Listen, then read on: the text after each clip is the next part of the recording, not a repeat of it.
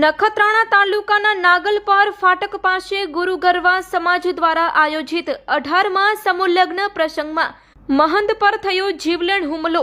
હજારોની ભીડ વચ્ચે 7 લોકો દ્વારા હુમલો કરી અને હત્યાનો પ્રયાસ કરતા ચકચાર। મુખ્ય સૂત્રધાર તરીકે માંડવીના શેરડી ગામના એડવોકેટ રમણીક શાંતિલાલ ગરવા સહિત 7 શખ્સો સામે નખત્રાણા પોલીસમાં ગંભીર કલમો હેઠળ ફરિયાદ નોંધાઈ।